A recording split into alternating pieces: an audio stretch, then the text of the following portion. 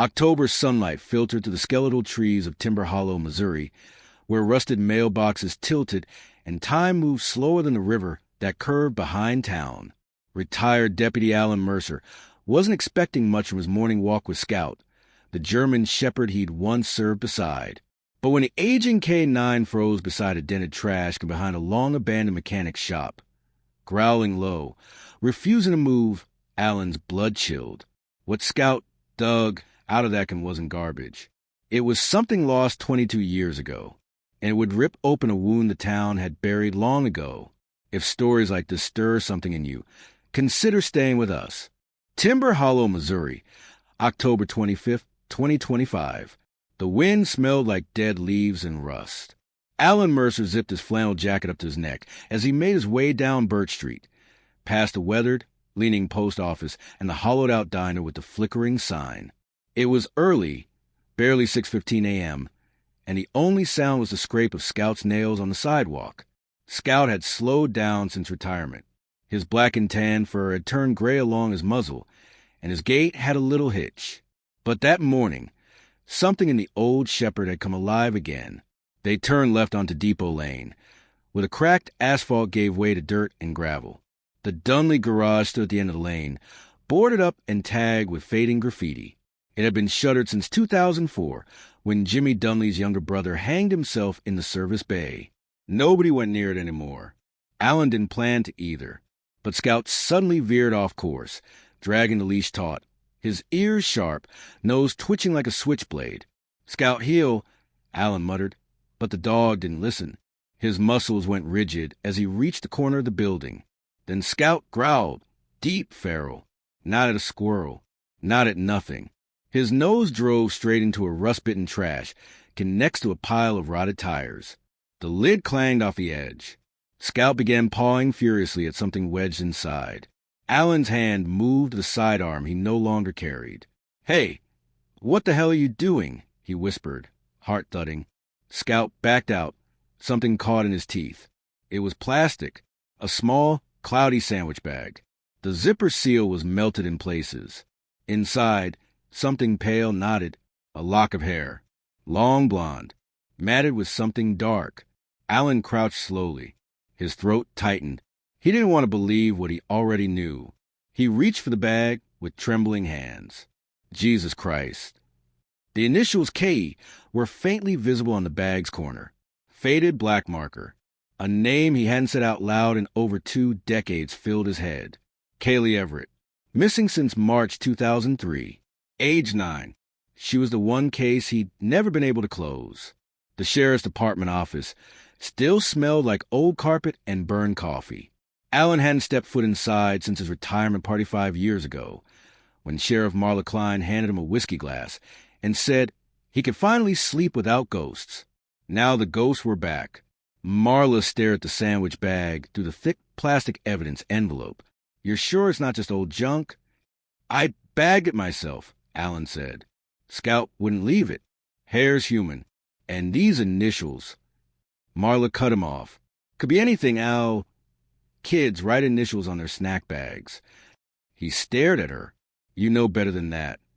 She sighed. Pulled a chair. "We're not exactly the FBI out here. If you want me to reopen a 22-year-old missing persons case based on a damn Ziploc, you think Scout's playing games?" Marla rubbed her forehead. "No, I know Scout. I know you. I also know what it did to you, what it did to all of us when Kaylee disappeared." Alan leaned forward, voice gravelly. "I found the bag behind Dunley's garage, where Danny Dunley died." Marla went still. "That place hasn't been touched in years." Alan nodded. "Exactly. Which means someone either left it there back then, or someone's been hiding something. And decided to throw out now? 20 years later?" Alan didn't answer. He just stared at the bag. Finally, Marla said, "I'll call State Crime Lab, get a preliminary read. But no promises." She stood, about to walk out, then stopped. "You still have your notes? From the Everett case?" He nodded. "Every page." "Good. Start digging." She paused again. Then softer. "And don't tell Kaylee's parents yet. Not until we know." Alan's face tightened. He remembered holding Ellen Everett's hand at 2 a.m., telling her they would find her daughter. He never had. By noon, Alan was back home at the edge of the woods. Every old case file spread across his living room floor. Dust rose from cardboard boxes marked KE03. He lit the fireplace. The house had grown cold. Scout paced nervously, tail low. He'd been agitated all day, staring toward the trees. The files hadn't been touched in years. There were interviews, maps, search party logs. A faded photo of Kaylee smiling in a unicorn sweatshirt. Last seen outside her trailer near Mill Creek Road, just 2 miles from Dunley's garage. Alan's hand paused on one sheet. A sketch. Back in 2003, a boy from the trailer park had claimed to see Kaylee walking with a man in green. He was 8 years old. Nobody took him seriously. The sketch was crude. Big jaw, thick neck, maybe a beard. The word green coat was underlined twice. Alan closed his eyes. Danny Dunley had owned a green Army surplus coat. He used to wear it every winter. But Danny was dead, wasn't he? At 2:41 p.m., Alan's phone buzzed. It was Marla. He answered quickly. Tell me. State says the hair's a match. Female. Age estimate. Under 10. DNA is partial, but similar enough to warrant a comparison to Kaylee's family. They're requesting a sample. Alan felt the floor tilt slightly beneath him. So we're opening it. A long pause. We're opening it. Timber Hollow hadn't changed much, but people had learned to forget. The town was built on silence. A girl vanished. They mourned, they searched. Then they buried it under New Year's, new names, new heartbreaks. But this wasn't going away. That night, Alan parked outside the Everett's trailer. The place hadn't changed. The screen door still hung crooked. Porch light flickered like a dying star. The cellar stank of mildew, rot, and something harder to name. An odor like memory curdled and left too long in darkness. Alan crouched beside the unicorn backpack, his hands trembling. The paper drawing fell like a scream through time. A stick girl with yellow scribbles for hair. A towering figure beside her in jagged lines. His coat was unmistakably green. Even after 2 decades, the color shaded in heavily with what must have once been a marker. Alan stared at it, flashlight beam shaking. Was this Kaylee's? And if it was, why the hell was it here? Scout paced the corner of the cellar. His ears twitched.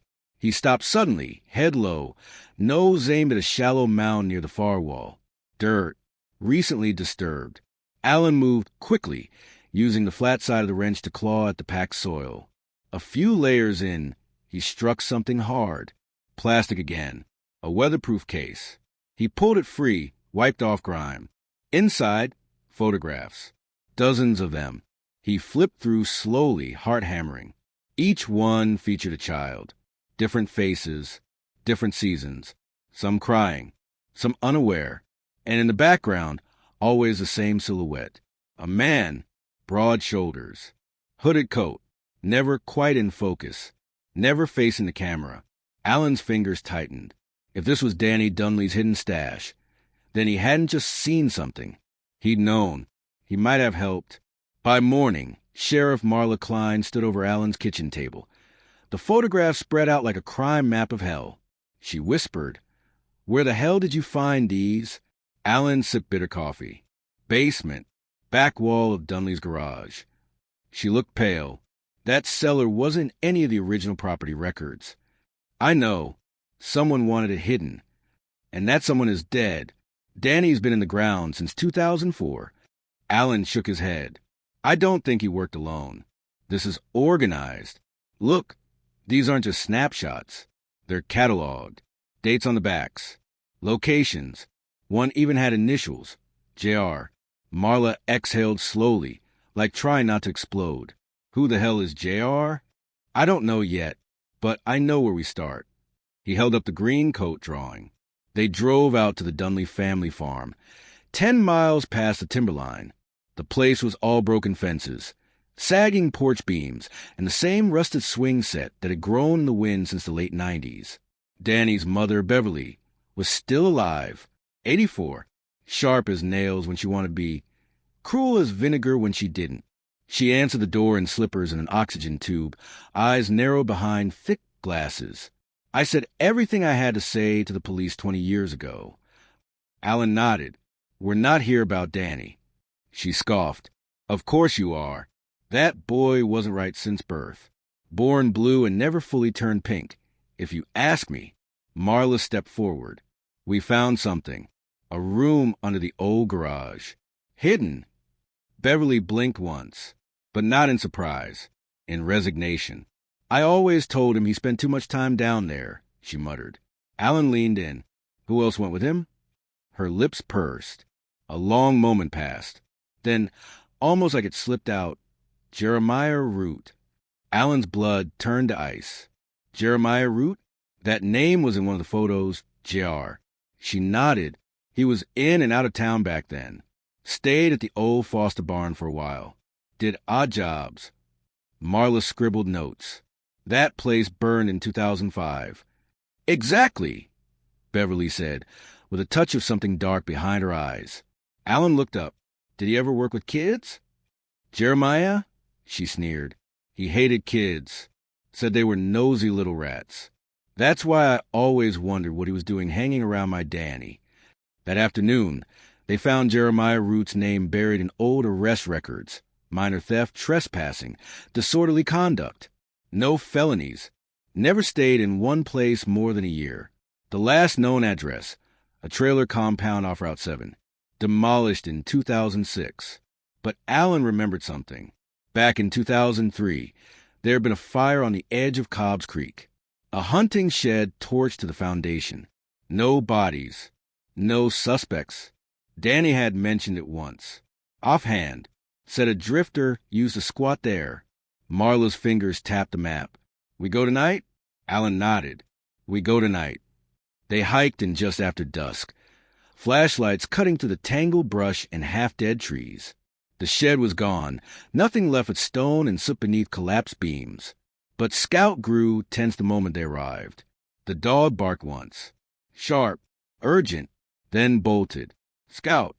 Alan shouted, crashing through thorns. The shepherd ran like something possessed, darting through the trees until he reached an old root cellar, half buried under moss and vines. The door creaked open with a breath of earth. Scout growled. Alan descended first. The air down there was thicker than rot. It stank of age and paper. They found a cot, cans of food, a box of VHS tapes. Blank. A notepad full of childlike scribbles, nonsense letters, all uppercase. And in the corner, a shoe, pink, mud-stained, small. Alan froze. I've seen this before, he said. He raced back to the photos. Found one from March 2003. A foot dangling just out of frame. Pink sneaker. Same model. Marla whispered. Jeremiah kept trophies. And maybe more. They ran the partial DNA match the next day. Confirmed. The hair in the trash bag belonged to Kaylee Everett. The news didn't hit the press. Not yet. But word traveled like wildfire through Timber Hollow. And not everyone like that Alan Mercer was poking around again. The knock came at midnight. He opened the door to find a man he hadn't seen in 15 years. Frank Dyer, former deputy. Once Alan's closest friend. Now he looked nervous. Older. Worn down by guilt. I heard what you found, Frank said. Alan studied him. You were there the night she vanished. Frank looked away. I was working dispatch. But that's not why I'm here. Then say it. Frank stepped in close, voice barely above a whisper. I think you're digging into something that's going to get you hurt. Or worse, them. He motioned toward Scout sleeping on the rug. Alan didn't blink. You warning me? Frank swallowed. I'm telling you, Danny and Jeremiah weren't the only ones. What do you mean? I mean it went deeper. Further than we ever saw. Someone higher up helped scrub the files. Made you chase shadows. Alan's throat dried. Frank stepped back into the dark. You keep pulling that thread, Mercer. You better be ready for what unravels. Then he was gone. Alan couldn't sleep. He sat by the fireplace, the photo stack in his lap, and Kaylee's unicorn backpack resting on the table like a relic. He flipped the photos again. Every image held something new. Shadows, scars, a voice calling from the past, louder each time. Then he froze. One photo. At first glance, nothing new, but there, in the reflection of a dirty mirror behind the children, a badge, faint, a silver glint on a black shirt. Law enforcement. His stomach turned. Alan reached for his old department yearbook. Blew dust off the cover. Flipped pages fast. Stopped. Froze. The reflection matched one man. Frank Dyer. He dropped the book. Scout lifted his head. Alan whispered, "Dear God!" The next morning, Marla sat stiffly in her cruiser outside Alan's cabin, listening as he laid it all out. Photos, testimonies, the reflection. She didn't want to believe it, but denial is only useful until the evidence roars too loud to ignore. He knew the whole time, Alan said. Marla's jaw clenched. "If we bring this to state, you realize what happens." Alan looked out the window, over the woods Scout had led him into. "I don't care what happens to me. We owe that girl the truth." Marla finally nodded, and then said the words Alan never thought he'd hear again. "Let's take him down." The next morning, fog rolled over Timber Hollow like smoke from a long-dead fire. The kind of fog that swallowed roads, blurred mailboxes, made everything feel uncertain. The town barely breathed as Alan and Marla pulled into the station, hearts thudding in sync with the quiet storm they were about to unleash. Frank Dyer sat behind the front desk like he always had, coffee steaming, eyes calm, uniform crisp. He looked up, saw Alan, saw Marla, and he knew. He didn't speak, just set his cup down. "You want to do this here?" he asked softly. Marla stepped forward. "We know." Frank exhaled once. Slow, his hand twitched toward his belt, but not for a weapon, for his badge. He unpinned it, set it gently on the desk. "I figured," he said. "Eventually." Alan's voice cut the air. "You were in those photos. With her." Frank nodded. "I was." A pause. Then Alan asked, "Why?" Frank didn't answer right away. Just leaned back in the chair, eyes glassy. "You think you know what's right and wrong. Then life shows you something uglier.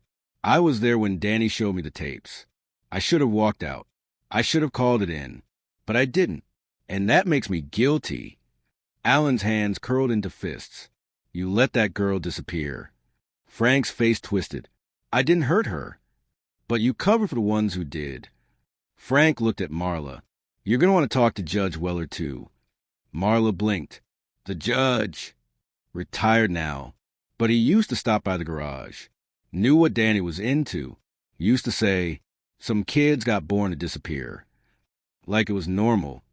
Alan felt nausea rise in his chest. Frank continued, quieter now. He buried the reports. Killed the investigation before it started. "And you let him," Alan said. Frank nodded. "I was scared." "So was Kaylee," Alan whispered. Marla clicked the cuffs. No drama. No raised voice. Just closure. Later that day, Alan and Scout stood once more behind Dunley's garage. The trash can still sat in its place. Wind rattled through the junk piles like breath through a broken lung. They began to dig again.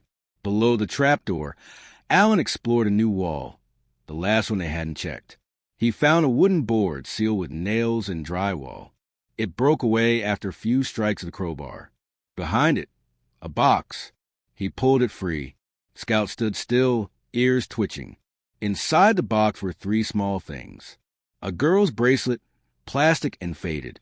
A music box shaped like a carousel. And a tiny pair of ballet slippers. Kaylee's. Alan dropped to his knees. He wept quietly, his hands over his face, Scout leaning into his side like a brother. The town woke slowly to the truth. Frank Dyer was arrested. Judge Weller taken in by state officials under sealed indictment. Danny Dunley's death was officially ruled a suicide driven by guilt and blackmail. But the most heartbreaking find came days later, when a forensic team unearthed a second hidden crawl space under the garage floor. Inside, they recovered Kaylee Everett's remains, a partial skeleton, a necklace her mother had given her. The initials etched into the metal matched the Ziploc bag. K. 22 years of silence ended with one old dog and a trash can. The entire town attended Kaylee's second funeral. Ellen Everett held Alan's hand as the small white casket was lowered into the ground. This time there were answers, not peace, but answers, and that was something. Winter came fast. Snow dusted the porch of Alan's cabin like ash. He sat in his flannel again, scowled at his feet, both of them older now, quieter. The fire burned low. On the wall above the mantel hung the unicorn backpack. Cleaned, preserved, hung like a flag. Scout stirred, then barked once toward the window. Alan stood, looked out toward the woods. Nothing moved, but that was okay. This time, nothing needed to. For the first time in 2 decades, Timber Hollow could breathe, and the girl in the unicorn sweatshirt could finally rest.